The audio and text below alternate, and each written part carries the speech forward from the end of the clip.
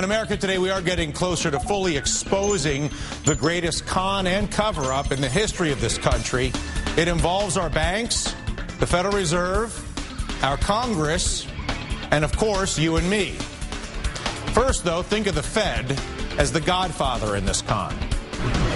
I'm going to make him an offer he can't refuse. Now, just go outside, enjoy yourself. The role of the godfather, played by former Fed Chief Alan Greenspan, who appeared before the Financial Crisis Inquiry Commission this morning, denying that he ever knew what he helped perpetrate. The notion that we in any way favored any of them or basically were influenced with respect to policy by what they said, other than the facts they gave us, which we always evaluated, I saw no evidence of that in my tenure. And he may not have had favorite among the banks because Greenspan was working for all of the banks against you. The bankers, of course, the unrepentant con men being supported by the Federal Reserve. You picked him clean. He never missed him. Remember that sting experience, how good you felt? So good getting that money for free, getting away with it. Here's how the con went down. The bankers were operating under an implicit guarantee from the godfather, the Federal Reserve, in the form of guaranteed low interest rates, guaranteed cheap money exclusively for the con men. Then Chairman Greenspan, the godfather, would agree to hold those rates, let's say 2% for as far as the eye could see. The banks, or bankers, the con men, would borrow that money from the Federal Reserve, let's say 2%, and then turn around and lend it back to you at, let's say, 6%. That encouraged the patsies, you and me, to be drawn into the con because 6% looks like a pretty low rate. Low rates for houses, low rates for cars. Heck, you can join a health club, make that on payments, they'll turn that into bonds, and of course, promises of a higher than average return for those managing teachers and policemen's and judges' pension funds that are buying into the con as well. And here exactly is where the con comes in.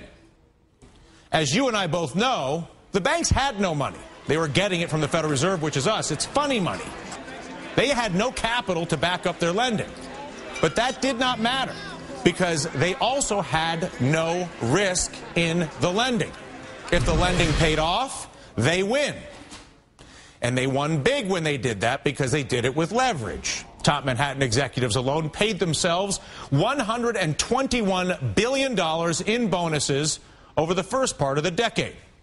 Now, mind you, when the bank loans failed, they knew they were too big to fail.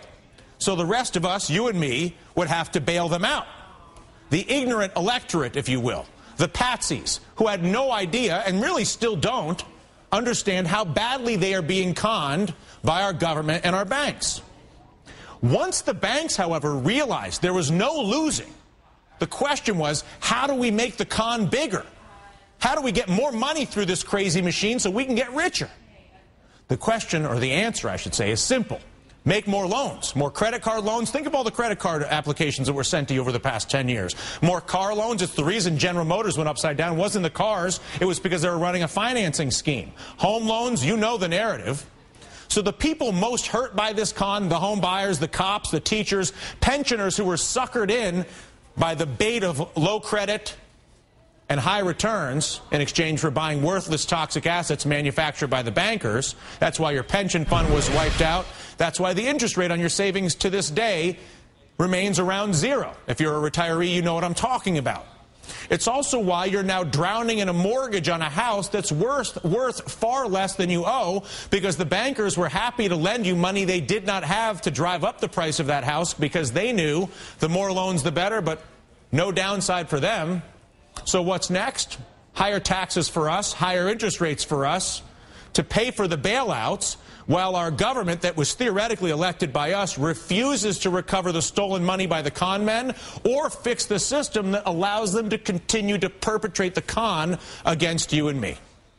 The current financial reform legislation proposed by our government would give the godfather, the Federal Reserve in this case, even more power to regulate the game The con men, represented by the Wall Street bankers, of course, giving our Congress a cut of the action, $344 million so far lobbying against the bill, second only to health care. And we saw how well it worked out for special interest on health care. Home run. They got a guaranteed customer base with no reform. I'm sure the bankers will do pretty well as well. All this, of course, while assuring our lawmakers, many of whom do not even understand how the con works in the first place, that the financial crisis has been fixed, of course, with an infinite supply of your money. After all, just check out stocks over the past year. We are back over 10,000 on the Dow, thanks to that blank check from the Federal Reserve. So now, as we finally head towards Congress debating financial reform in our country, the question must be asked, does it make sense for our government to give more power to a Federal Reserve and banker con men who unrepentantly caused this crisis and make money at your expense on the pension side and on the credit side? That's the current plan. Give them more power. Joining us now, Congressman Alan Grayson, Democrat from Florida, who sponsored the audit the Fed bill with Ron Paul. Congressman, pleasure to see you again. And on the phone, Bill Fleckenstein, president of Fleckenstein Capital, and more importantly, author of Irrational Exuberance, The Greenspan Bubble. Bill does an exceptional job of explaining exactly how the Godfather, Alan Greenspan, allowed the banks to perpetrate this con. In fact, Bill profited rather handsomely betting against the con, knowing that it was a bubble. I know, Congressman Grayson, that you understand more or less everything that I just said and then some. And are likely more frustrated than I am at our Congress's unwillingness to actually acknowledge or understand the con or address it. Why do you think it has been so difficult and continues to be difficult for anybody in our Congress to really deal with this? Well, I have the benefit of having worked as an economist for 4 years before I was elected to Congress, and that does give me some insight into how all this works. I think a lot of people on Capitol Hill simply don't understand how this works the way you just described it. Clearly, they should be listening to your show. If you don't understand that the bank's incentive is to lend as much